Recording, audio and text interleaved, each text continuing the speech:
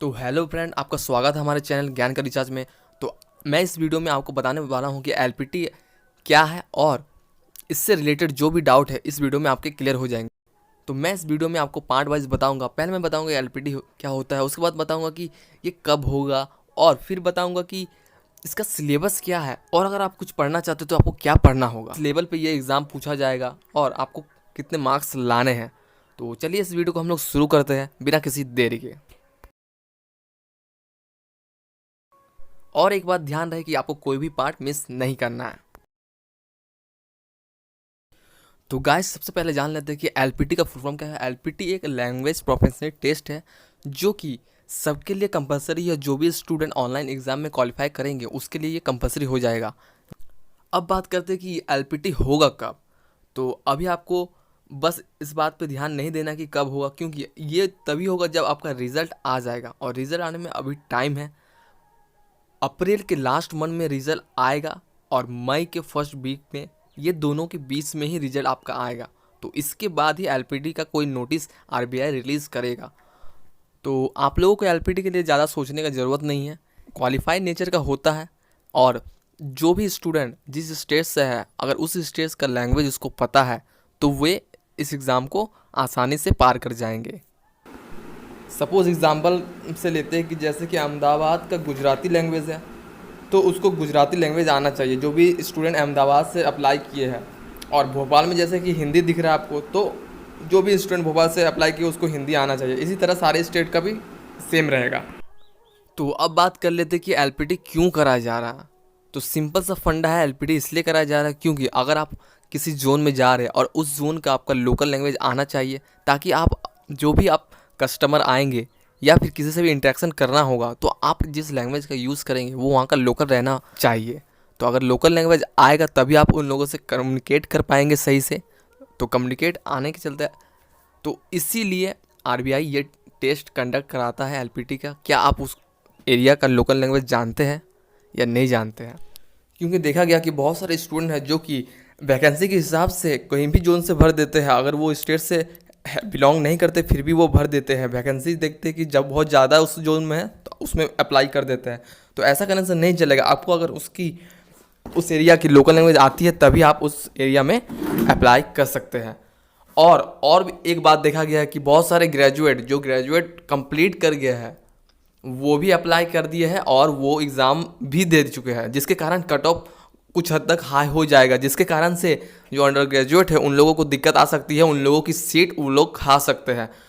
तो एक बात ध्यान रखिएगा, अगर वो लोग पकड़ा जाते हैं तो उनका कैरियर स्पॉइल हो जाएगा। उनको 3-4 साल के लिए कोई भी एग्ज़ाम वगैरह, और अगर पता चल जाता है आरबीआई को तो नौकरी तो जाएगा ही, उसके बाद आगे का एफआईआर होगा, जेल वगैरह बहुत कुछ होगा, टेंशन। तो इससे आप लोग बचे रहिए। अगर आप लोग सुन रहे हैं तो आप लोग जिस लैंग्वेज में अप्लाई किए हैं बस उसी लैंग्वेज में आपका ये सब होगा।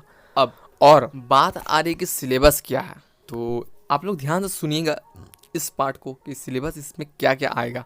वैसे इसका कोई मैंडेटरी सिलेबस नहीं होता है, लेकिन फिर भी लास्ट ईयर के कुछ एग्ज़ाम के सर्वे के अनुसार हम लोग एक पॉइंट पर आए हैं कि इसका सिलेबस, जैसे लास्ट ईयर एग्ज़ाम में देखा गया कि कुछ स्टूडेंट को पैसेज दे दिया जाता है और बोलते हैं कि इनको पढ़िए, और इनमें से कुछ क्वेश्चन वो बना कर रखते हैं और उनके आंसर करने होते हैं। सेकेंड है, आपको वहाँ पर रखा हुआ कोई भी नोट्स या फिर कोई भी प्रिंट आउट या फिर कोई भी न्यूज़पेपर जो कि वहाँ पर रखा है उस लैंग्वेज में, उस एरिया का, वो आपको दे देगा और बोलेगा कि इसको रीड कीजिए। और और देखिएगा कि आप लोग सही से रीड कर पा रहे कि नहीं, पढ़ पा रहे कि नहीं। वो बस चाहता है कि आप लोग उस लैंग्वेज को समझ पाए, बोल पाए और लिख पाए। वो आपको एकदम मुश्किल और हार्ड वाला ग्रामर नहीं पूछेगा। जैसे कि आप लोग एग्ज़ाम दे के ही आए हैं, आपको पता चल गया कि ग्रामर कैसा पूछ रहा है, तो वैसा आपको ग्रामर वाला क्वेश्चन नहीं दे देगा कि आप नहीं कर पाए। आपको नॉर्मल देगा, आप जो कर पाइएगा। अगर आपका लैंग्वेज वो आता है, आप लोग 10 में उसको किए हैं, तो ईज़िली आप उसको पार कर जाइएगा। तो इसके लिए आपको चिंता करने की ज़रूरत ही नहीं है। तो ये दूसरा तरीका हो गया ये टेस्ट करने के लिए। नेक्स्ट, आपको एक कोई भी पैराग्राफ लिखने को बोलेगा, कोई पर्टिकुलर टॉपिक दे देगा और आपको उस लोकल लैंग्वेज में उस पैराग्राफ को लिखना है।